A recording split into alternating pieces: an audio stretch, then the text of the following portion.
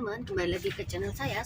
Hari ini saya ada di parkiran menjaga anak saya untuk les basket sambil menunggu kita bicara lagi tentang YouTube ya. Peluang, kita bicarakan masalah peluang jadi YouTuber di 2023. Peluangnya seperti apa gitu ya? Apakah semakin banyak orang menjadi YouTuber, maka peluang menjadi YouTuber yang sukses itu akan semakin meningkat ataupun tidak gitu ya teman-teman ya. Jadi peluang menjadi seorang YouTuber itu menurut saya semakin hari itu semakin besar. Kenapa? Karena kita lihat sekarang mulai banyak channel-channel yang baru. Terus kemudian banyak tutorial-tutorial yang bisa kita ikuti, tips-tipsnya makin banyak juga, pelajaran-pelajarannya gitu ya.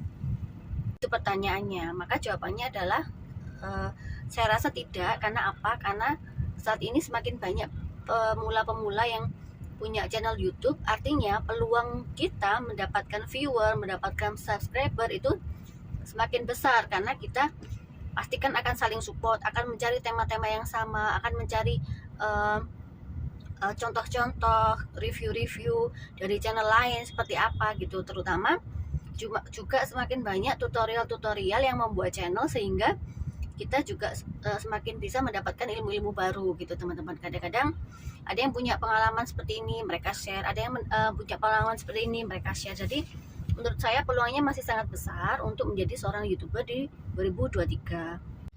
Kemudian yang penting peluang-peluang ini untuk bisa menjadikan sebuah channel itu bagus, perhatikan do and done-nya sehingga kita bisa tahu mana aja yang bisa menghambat kita di kemudian hari ya teman-teman ya. Kalau menurut saya kita tidak perlu membeli subscriber, tidak perlu membeli jam tayang, karena nantinya kita tidak akan bisa mendapatkan penonton alami yang saat kita sudah monetisasi kita akan kerja keras lagi seperti kita punya channel awal untuk mendapatkan penonton. Jadi sebenarnya perjuangan teman-teman yang sekarang channelnya masih sangat merangkak atau masih sangat berjuang mendapatkan penonton alami, mendapatkan subscriber alami, itu nantinya pada saat kita sudah monetisasi kemungkinan akan lebih mudah mendapatkan mendapatkan penonton dan subscriber alami, karena apa yang kita lakukan adalah alami gitu teman-teman. Meskipun kita juga melakukan sesuatu yang tips-tips trik gitu ya, kan semua bisnis apa yang kita lakukan itu ada triknya. Nah gak apa-apa kita pakai trik ini trik itu, yang penting semuanya masih dalam koridor aman gitu teman-teman ya, yang penting itu. Kemudian pelajari lagi juga dari channel-channel lain, sharing-sharing mereka apa monetisasi itu, bagaimana setelah monetisasi, apa yang mereka harus perhatikan gitu. Mau nggak mau ketika kita sudah monet, kita harus mulai menampilkan sesuatu yang lebih menarik lagi, karena YouTube menurut saya adalah entertain, sumber informasi, jendela ilmu, jendela untuk mencari hiburan, jendela ilmu, kemudian juga banyak hal yang edukatif gitu ya teman-teman ya. Jadi silakan teman-teman mau ke arah entertain, ke arah ilmu, ataupun ke arah daily vlog misalnya seperti itu sehari-hari, seperti kebanyakan yang juga dilakukan oleh YouTuber-YouTuber. Mau ke arah mana, maka mau nggak mau kita melakukannya dengan cara yang benar gitu, maksudnya profesional. Semakin lama semakin profesional, semakin lama semakin bagus kualitasnya, semakin lama semakin menyampaikan narasi gitu. Untuk narasi sendiri itu bisa ada dua pilihan teman-teman, mau pakai narasi tertulis atau pakai voice over gitu. Kalau narasinya tertulis maka teman-teman tulis aja di editing pas waktu ngedit video, tulis narasi apa yang teman-teman ingin sampaikan dari sebuah video. Kalau teman-teman memang kesulitan untuk berbicara atau kesulitan mengisi suara, teman-teman bisa pakai tulisan. Banyak channel-channel yang sukses dan besar itu tidak memakai suara tapi memakai tulisan. Kalau memang teman-teman punya bakat atau pintar dalam hal mengisi suara, silakan teman-teman belajar juga mengisi suara gitu teman-teman. Kemudian setelah mempelajari semua itu, jangan lupa perhatikan judul itu penting sekali. Kenapa? Karena judul itu sangat mempengaruhi ketika seseorang itu mencari informasi, kemudian apakah video kita itu direkomendasikan oleh YouTube di orang yang mencari judul tersebut. Seandainya mencari membuat judul, teman-teman bisa pakai cara teman-teman ketik di kolom search, kemudian topiknya apa, misalnya memasak kecombrang, itu yang paling banyak dicari orang itu kecombrang apa gitu. Kemudian topik tutorial misalnya, apa yang paling banyak dicari orang, ya itulah yang bisa teman-teman gunakan. Mau nggak mau memang kata kunci ini sangat penting, mau nggak mau memang kita harus pakai, nggak asal-asalan teman-teman. Jangan, memang YouTube itu berbeda seperti sosmed kita gitu. Kita bisa menggunakan YouTube sebagai sosial media kita untuk misalnya menyimpan kenangan dan lain-lain. Tetapi kalau di Facebook, Instagram itu kan kita upload aja ya, tanpa ada target gitu, target.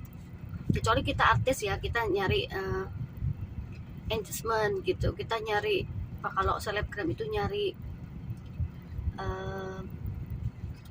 apa ini, penonton, supaya banyak yang melihat, komen, like, itu supaya mereka bisa mendapatkan endorse gitu. Tetapi kalau kita kan di Facebook, di Instagram kan memang murni kita pakai untuk ajang bersosial gitu, bersosial dengan kerabat, teman, dan lain-lain gitu. Sedangkan kalau YouTube ini, kalau memang niatnya kita untuk monetisasi dan kita serius menuju profesional, maka mau nggak mau kita memang harus menampilkan sesuatu yang bagus, teman-teman. Nah, teman-teman, untuk kolom deskripsi itu memang banyak malesnya ya, terutama saya pribadi. Pengalaman saya memang kadang kalau untuk nulis deskripsi itu perlu waktu kan ya, memikirkan apa yang harus kita tulis. Nah, itu salah satu tipsnya, teman-teman sudah punya copasan di notes, bisa di notes HP, di komputer. Nanti notes itu bisa kita copas semua di deskripsi dari semua video kita. Tinggal kita masukkan keyword-keyword dari setiap video itu, topiknya apa, kita nanti masukkan aja hashtag juga gitu, teman-teman. Nanti pelajari semua, itu memang harus belajar. Kemudian seperti yang sudah pernah saya sampaikan, untuk durasi usahakan tidak terlalu pendek dan tidak terlalu panjang, karena kita masih awal-awal untuk mencari penonton. Kalau memang durasinya nggak bisa pendek, berarti isinya memang harus padat dan memang informatif. Tapi kalau pendek juga tersampaikan gitu, jadi nggak muluk-muluk teman-teman, nggak bulat gitu. Jadi kita orang yang menonton tidak akan meninggalkan video kita. Kalau semua sudah bagus, semua sudah kita persiapkan, judul, isi video, deskripsi, kemudian kata kunci, maka ya udah, kita siap menerima penonton dan subscriber di kemudian hari. Jangan lupa untuk mengaitkan video kita dengan video-video satu tema dengan cara-cara yang seperti pernah saya sampaikan sebelumnya. Jadi tujuan kita membuat video adalah membuat orang lain betah menonton. Itu intinya, entertain. Kalau kita membuat video dan penonton tidak betah, berarti ada yang salah dari video kita. Apa? Kita cari tahu. Mungkin kalau kita tidak bisa cara menyampaikan dengan lugas, dengan jelas, kita bisa pakai cara lain, misalnya pakai teks gitu, teman-teman. Kemudian bisa juga kita isi-isi dengan suara yang memang sudah kita rekam sebelumnya, sehingga bisa kita perbaiki apa-apa yang kurang dari video tersebut.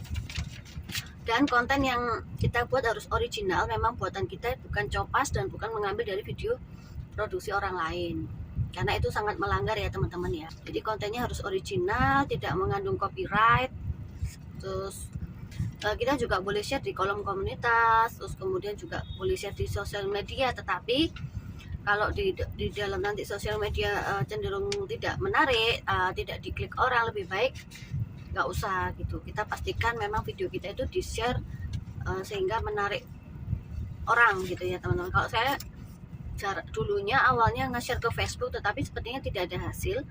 Jadi saya itu hanya sekarang cuma share di Instagram gitu teman-teman. Oke teman-teman, pokoknya kalau dalam membuat video, kita pastikan dulu, kita review dulu, kita play dulu dari awal sampai akhir, mana yang perlu kita tambahkan, apa yang harus ditambah dan dikurangi, sehingga kita bisa menampilkan sesuatu yang menarik. Gak apa-apa teman-teman, semua itu berproses, semua itu belajar, jangan menyerah. Kalau sekarang belum bagus, pasti besoknya bagus, dan setelahnya itu juga lebih bagus lagi. Yang penting kita tidak berhenti dan tidak menyerah. Yang penting kita tetap mengerjakannya. Jangan lupa like, komen, dan subscribe. Terima kasih teman-teman. Jangan lupa juga share. Assalamualaikum warahmatullahi wabarakatuh.